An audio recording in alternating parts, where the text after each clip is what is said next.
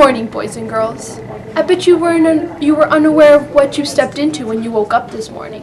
But you just stepped into the Twilight Zone. So take a deep breath. Breathe one and breathe out, because I'm about to explain what's going on behind me. Dartmouth College versus Woodward. This isn't an 1819 version. No, this is our reenactment of a teenager version of it. The question becomes whether Dartmouth College would remain private or become a state school. More broadly, what is protected by the Constitution's contract clause? Under the Constitution, can a state legislator change the charter of a college? Very interesting questions, which you are about to find the answer to.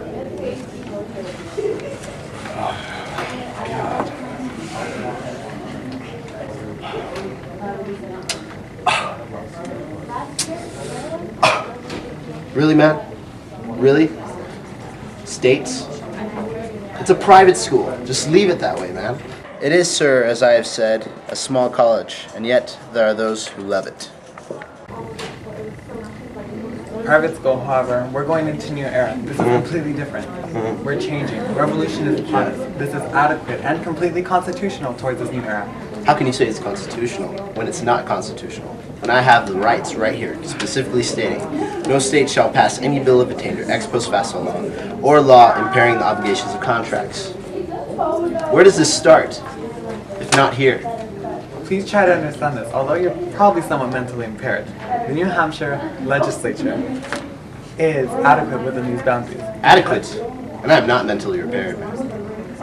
Impaired. Impaired. In case you're a little confused on what's going on behind me, you see, the basis of this argument that Dartmouth had is that the laws changed from the school from a private to public school. They changed the duties of the trustees as well. However, within Article 1 and Section 10 of the Constitution prevents a state from impairing, that is, weakening or canceling, a contract, because the foundation in which Dartmouth was founded upon was in 1769 from the King of England. They granted a charter to Dartmouth College. This document spelled out the purpose of the school, set up the structure to govern it, and gave land to the college. This is previous to the Constitution. Therefore, any contract made before the Constitution is not null or void. That's what she said. It's unconstitutional. Unconstitutional in your opinion. However, when you view it within the revolution of era, it makes so much more sense because it brings us into something so much more. You're not making any sense with what I'm saying. That's great, though. That's amazing that you're modernizing and everything. Did you just say it's not amazing? Your fact is not amazing. Are you contradicting yourself? No, you're contradicting your own self. I'm not contradicting myself. No, I think you are. Maybe it is amazing, but by a grant. Listen, buddy, don't get out my face, buddy. All right? I have my space. This is you, and this is me, and there's nothing here. I want to know. Explain it to me. All right, man? Look, Explain it. by definition, a grant is a contract granted, and since the Constitution does not use the word contract with the definition, a grant would be a form of contract. But because the annual law, land contract between individuals, it becomes repugnant to the Constitution. There is no one without a two. However, given with what we're coming from, that is invalidated. You're invalidated. Because, according to the New Hampshire legislature, if you want your property, you better comply. Screw your New Hampshire legislator. Well, before it gets a little too ugly, let me tell you the decision. How about we refer to the jury?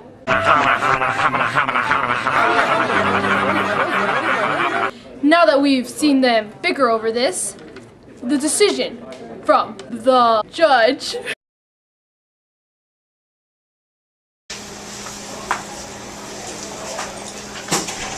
Court, in favor of Dartmouth. Dismissed. By a 5-1 margin, the court agreed with Dartmouth. The court struck down the law, so Dartmouth continued as a private college. The Chief Justice Marshall wrote the majority opinion. He said that the charter was in essence a contract between the king and the trustees. And even though we no longer a royal colony, the contract is still valid through the Constitution, which states that a state cannot pass a law to impair a contract. So that's to you, New Hampshire. Oh, hello. I thought I said goodbye. Well, my name was Elizabeth Frink, and you just stepped into the Twilight Zone. Da, da, da.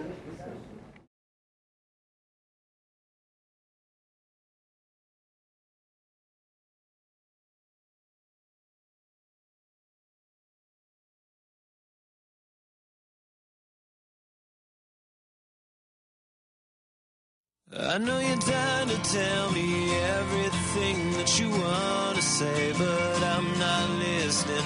Try to tell me everything that you want to say. I know you're trying to force me, feed me lies, but I'm on my way. Can you taste it now? I'm dying to watch your face when I walk away.